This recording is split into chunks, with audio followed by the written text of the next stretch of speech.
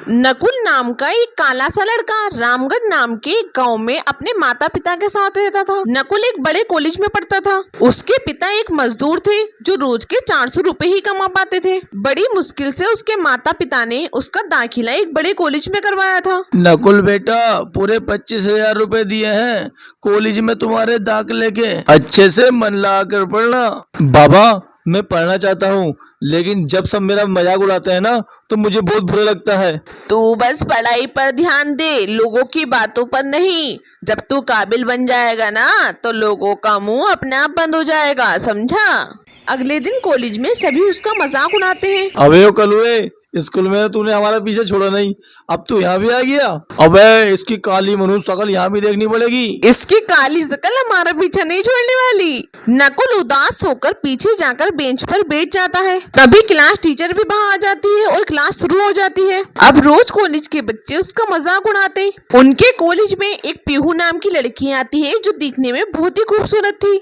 नकुल मन ही मन उसे पसंद करने लगा, लेकिन पीहू ने तो कभी उसकी तरफ ढंग से देखा तक नहीं। ऐसे ही समय बीतता है और कॉलेज के 3 साल खत्म हो जाते हैं। नकुल पढ़ाई में अच्छा था, इसलिए उसकी सरकारी नौकरी लग गई। उसके माता पिता की गरीबी अब कम हो गई। उधर एक रोज पीहू के पिताजी उससे कहते हैं, बेटी, ये मेरे दोस्त का बेटा है। हमने बचपन में ही तेरा विवाह उससे तय कर दिया था। अब तेरी शादी की उम्र हो चुकी है। मैं अपने मरने से पहले ही तेरे हाथ पीले करना चाहता हूँ। ये रही लड़के की तस्वीर। पीहू उस तस्वीर को ध्यान से देखती है तो वो उसे कहीं देखा हुआ लगता है, लेकिन कहाँ ये उसे याद नहीं आ रहा था। पीहू उसकी तस्वीर देखकर कहती है, ठीक, ये कितना काला लड़का है, देखने में ही ममाली लग रहा है और आप चाहते हैं कि मैं इससे शादी करूं? समझाओ ना माँ पापा को। हाँ, तब की बात और थी, अब देखो हमारी बेटी कितनी खूबसूरत है और ये कितना काला है। देखो, मेरे पास इतना समय नहीं है, तुम जानती हो ना मुझे कैंसर है। और देखो, किसी का रंग काला हो तो इसका मतलब ये नहीं कि वो मवाली है। अब वो सरकारी नौकरी पे लगा हुआ है, अब तुम्हें उससे शादी करनी ही होगी और यही मेरा आखिरी फैसला है। अपने पिता के आगे पीहू को झुकना पड़ता है और उसकी शादी काले नकुल से हो जाती है। नकुल बहुत खुश था कि जिससे वो प्यार करता था वो उसे मिल गई, जबकि पीहू उससे नफरत करती थी। पीहू भी शादी के बाद नौकरी करने लगती है। एक रोज वो ऑफिस जाने लगती है। चलो पीहू, मैं तुम्हें ऑफिस छोड़ देता हूँ। कोई जरूरत नहीं है, मैं ऑटो से चली जाऊंगी। लेकिन जल्दबाजी में पीहू अपना टिफिन घर पर ही भूल जाती है। ये देख नकुल उस टिफिन को लेकर उसके ऑफिस चला जाता है। पीहू ऑफिस जाती है तो उसके दोस्त मांग में सिंदूर और गले में मंगलसूत्र देखकर उससे कहते हैं, अरे पीहू, तू इतने दिन से कहाँ गायब थी? और ये क्या, तूने शादी कर ली क्या और हमें बताया तक नहीं? अरे हम कौन सा तेरे हैंडसम पति को उड़ा ले जाते जो तूने ये बात हमसे छुपाई? वो बात नहीं है, तुम सब तो जानते हो कि पापा की तबीयत ठीक नहीं रहती, इसलिए जल्दी जल्दी में शादी करनी पड़ी। तभी वहाँ नकुल टिफिन लेकर पहुँच जाता है। पीहू, ये लो तुम्हारा टिफिन, तुम घर पे ही भूल गई थी। अगर तुम कैंटीन से कुछ खाती ना तो तुम्हारा पेट खराब हो जाता। उफ, तुम्हें यहाँ आने की क्या जरूरत थी? अब जाओ यहाँ से, सारा मूड खराब कर दिया। उसके काले पति को देखकर सब हंसने लगते हैं। फिर लंच टाइम में दूर बैठी पीहू को अपने दोस्तों की बातें सुनाई देती हैं। बड़ा ही घमंड था ना इस पीहू को खुद पर। अब पता नहीं कैसे उस काले कौवे से शादी कर ली। अरे वो तो मुझे भाव ही नहीं देती थी, मेरा सामने रंग देखकर मिल गया ना मुझसे भी 4 गुना काला पति। ये सब सुनकर पीहू को बहुत बुरा लगता है और उसे अब नकुल पर और भी ज्यादा गुस्सा आता है। शाम को वो घर आकर नकुल से गुस्से में कहती है, आज के बाद अपनी काली शकल लेकर मेरे ऑफिस में आ भी मत जाना। मुझे तुम्हारी काली शकल से बहुत नफरत है। क्या क्या सोचा था कि राजकुमार जैसे लड़के से शादी करूंगी, लेकिन ये काला कौवा पल्ले पड़ गया। अगर मेरे रंग से तुम्हें इतनी ही परेशानी थी तो तुमने मुझसे शादी क्यों की? पापा की वजह से। उन्हें कैंसर है और वो चाहते थे कि मैं उनका दिया हुआ वचन निभाऊं। नकुल को इससे पहले इतना बुरा नहीं लगा था। अब वो पीहू से दूर ही रहता और पीहू भी उससे दूर रहती। वो ना तो उसके साथ किसी पार्टी और बाजार में जाना पसंद करती, उसे जहाँ भी जाना होता वो अकेले ही जाती। लेकिन कुछ दिन बाद पीहू का जन्मदिन था, इसलिए वो उस दिन को यादगार बनाना चाहता था। इसलिए उसने एक सरप्राइज पार्टी का प्लान किया उसके जन्मदिन वाले दिन उसके दोस्त ऑफिस में। अरे पीहू जल्दी कर, तुझे पता है ना आज 5 स्टार होटल में अपनी मीटिंग है, बस 5 मिनट और। पीहू जल्दी से तैयार हो जाती है। कुछ देर बाद वो सभी 5 स्टार होटल में पहुंचते हैं जहाँ पर बहुत अंधेरा होता है। अरे ये अंधेरा कैसा? तभी लाइट ऑन होती है और पीहू पे बहुत सारे गुलाब के फूल गिरते हैं। सारा होटल सजा हुआ था, सभी जोर से हैप्पी बर्थडे चिल्लाते हैं। अरे वाओ, क्या सरप्राइज है दोस्तों, सच में मुझे नहीं पता था तुम सब मुझसे इतना प्यार करते हो। 5 स्टार होटल में बर्थडे पार्टी का तो मैंने कभी सपना भी नहीं देखा था। थैंक यू कहना ही है ना तो हमें नहीं, अपने पति नकुल को बोलो जिसने ये सब सरप्राइज प्लान किया। वो सच में तुमसे बड़ा ही प्यार करता है। तभी नकुल भी वहाँ आ जाता है। नकुल हीरे की अंगूठी लाकर पीहू को देता है। जन्मदिन मुबारक हो पीहू। वाओ यार पीहू, तो कितनी लकी है जो इतना प्यार करने वाला पति तुझे मिला। भले ही नकुल का रंग काला है लेकिन इसका दिल तो सोने से भी हरा है। मेरी शादी को 3 साल हो गए लेकिन मेरे पति ने आज तक मुझे एक गुलाब का फूल तक नहीं दिया। काश नकुल तुम मुझे पहले मिले होते। ये सब देखकर पीहू को बहुत अच्छा लगता है। उसे नकुल पर बहुत प्यार आता है और वो मुस्कुराते हुए अपनी फ्रेंड से कहती है, ए खबरदार जो तूने मेरे पति की तरफ आंख उठाकर भी देखा। नकुल मुझे माफ कर दो लेकिन इतना खर्चा करने की क्या जरूरत थी। कोई बात नहीं पीहू, मैं सिर्फ इतना चाहता हूँ मैं जैसा हूँ तुम मुझे बस वैसा ही स्वीकार कर लो। तुम मेरी पत्नी हो, मैं जो भी कमा रहा हूँ तुम्हारे लिए ही तो कमा रहा हूँ। और मैडम आपको जानकर खुशी होगी कि आपका पति इस जिले का कलेक्टर बन गया है। मेरा प्रमोशन हो गया है इसलिए अब डबल सेलिब्रेशन होगा। ये सब सुनकर पीहू को अपने काले पति पर बड़ा ही गर्व होता है और वो अब उसके साथ मिलकर केक काटती है। और अब नकुल एक बड़ा सा घर लेकर अपनी पत्नी और अपने माँ बाप के साथ उसमें रहने लगता है।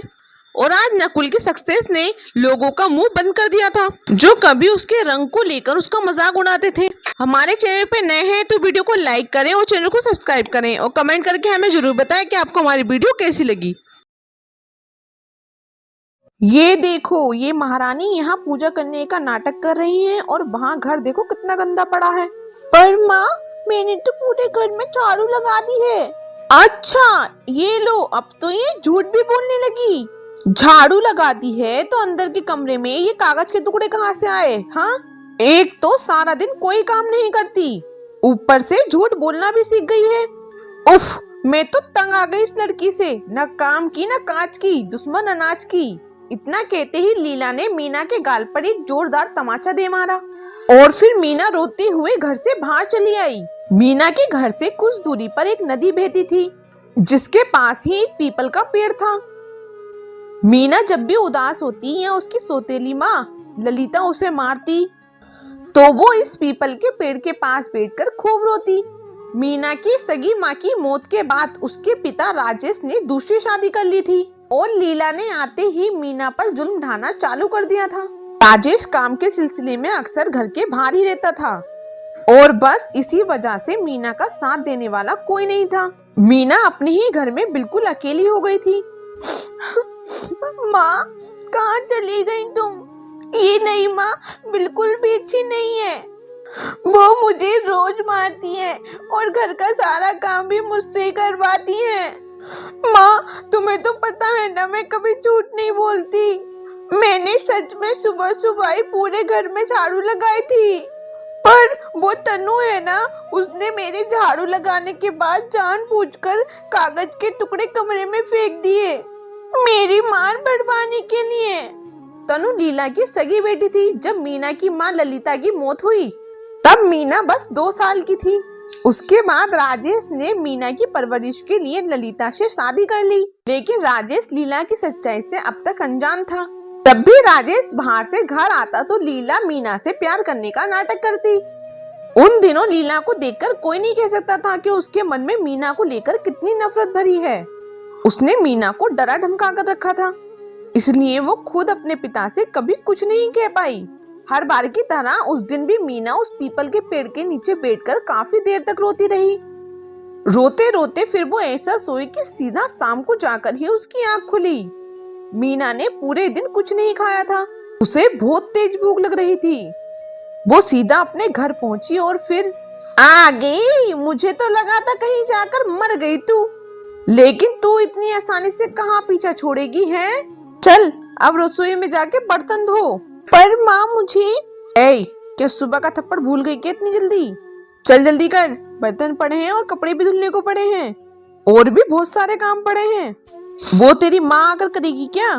पर मेरी माँ तो आप ही हो। अच्छा, तेरी इतनी हिम्मत, मुझसे जुबान लड़ाती है। इतना कहते ही एक बार फिर लीला ने मीना के गाल पर एक और थप्पड़ जड़ दिया। मीना की फिर कुछ भी कहने की हिम्मत नहीं हुई। उसने भूखे पेट घर के सारे काम किए और फिर बिना कुछ खाए ही सो गई। लीला अपनी सगी बेटी तनु का बहुत अच्छे से ख्याल रखती थी, जबकि मीना ने कुछ खाया या नहीं इसकी उसे कोई परवाह नहीं थी। फिर एक दिन, माँ वो मैदान में मेला लगा है, मुझे झूला झूलना है, मुझे ले चलो ना। हाँ हाँ क्यों नहीं मेरी बच्ची, शाम को पक्का चलेंगे।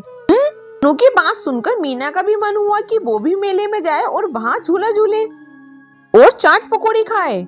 लेकिन ये बात कहने की लीला से उसकी हिम्मत नहीं हुई। और फिर शाम को, सुन रही, मैं तनु को मेला घुमाने ले जा रही हूँ और घर से बाहर निकलने की कोशिश मत करना।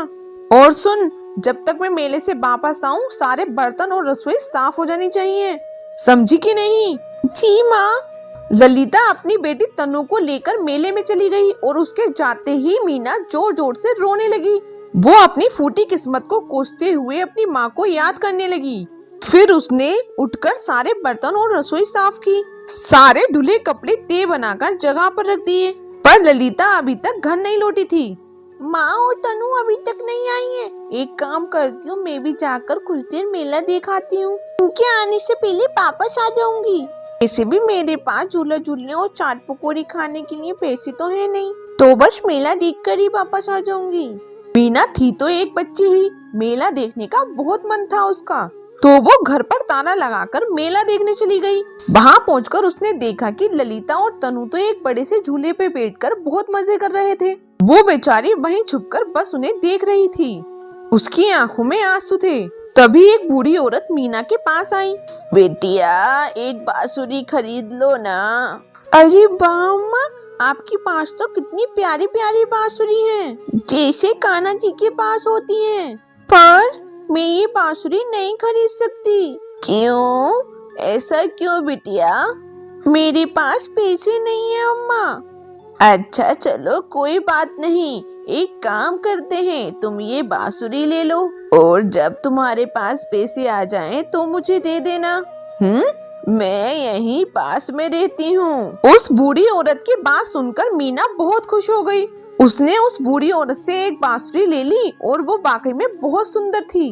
मीना उस बांसुरी को निहारने लगी और फिर जैसे ही उसने अपनी नजरें उठाई, वो बूढ़ी औरत वहाँ नहीं थी।